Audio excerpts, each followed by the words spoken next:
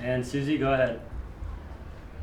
Hi, Laura. Just wanted to start with your overall thoughts on the game. Hot.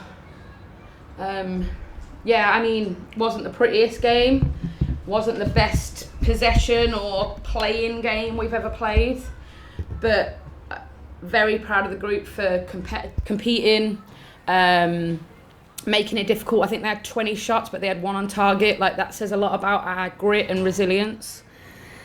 This is a tough place to play. They've been on a roll. You know, they're in form. I thought first half we managed the game well. Second half was really difficult for us. But I just said to some of the players there, I think that's our revolution now. How do we compete as hard as we just competed and show quality? Because in some games we show our quality, but we don't compete the way we did today. And that might mean the difference between us getting 3 points and not. But when we compete the way we did today and we show a little bit of quality, not only will we win these games, but they'll be more comfortable than they were today. And talking about Louisville barraging you with shots, but not a lot on goal.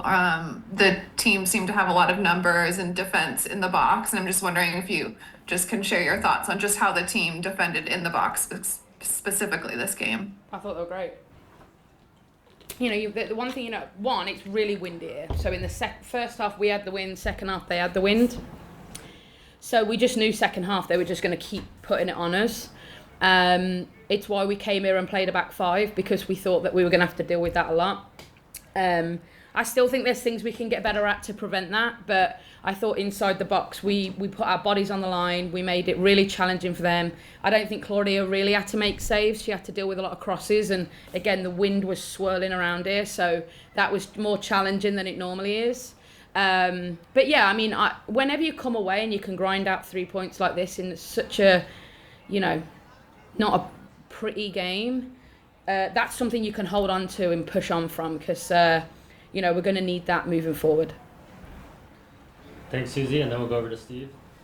Hi, Laura. I wanted to ask, we saw a couple times players go down with what looked like maybe cramps or some muscle aches or anything. Was there anything serious in that, or was it more just a matter of cramps and weather conditions?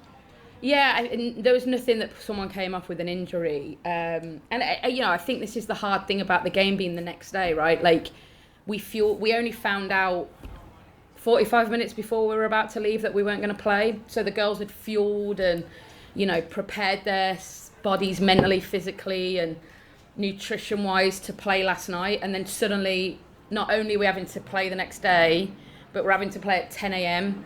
When we come east, we always stick to West Coast time. So we'd been eating dinner at 9 p.m. and going to bed at midnight, because that's, sort of West Coast time. So suddenly you have to shift that, because you've got to get up early to get to eat to play at 1 o'clock, which I wasn't overly happy about. But I think little things like that played into, I think, the little cramps and muscle stuff that we saw. And again, I'm not making any excuses for that. I just think that's just reality of the situation. And then related to that, you mentioned kind of having to deal with wind and other conditions today. I wonder if you could talk about, did you have to adjust any other things with tactics or lineup because of the shift in time and the shift in weather conditions? No, we didn't shift anything. We stayed the same as what we were prepared to do. I think we hoped that the wind might die down second half. That's why we wanted it first half, but I think it probably got worse, not better. So that was it, really. It was just, could we have the win first half, was the only real shift in strategy. Thank you. Thanks, Steve. And then Susie. It seemed like Haz was doing a lot of perhaps unnoticed things today, and had a big task in keeping the midfield tight on players like DeMello, and I'm just wondering what you thought of her performance today.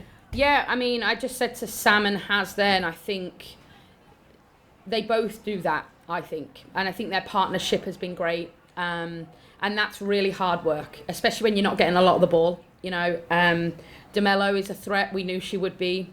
I thought Jordan Heitemer did a good job on Flint, which we'd planned for. But yeah, Haz and Sam, I think, have been so consistent. Haz always does that, doesn't often get credit for it, but she really stood on her head tonight or today to grind it out for us, and it definitely was a grind. And you mentioned Sam. She has she did all the things she's been doing in terms of her disruption, but got rewarded with the assist to Maddie today. And what do you like to see from her in terms of turning that offense or defense into offense? Yeah, I mean, me and Sam talk about it all the time. She gets in those positions a lot, and it's just getting the ball out of her feet and playing it forward to those people who are threatening. And that was our game plan. Could we get Maddie and Lynn down the sides of their centre backs? Because we thought if we could, they'd be a threat, and that's how we scored.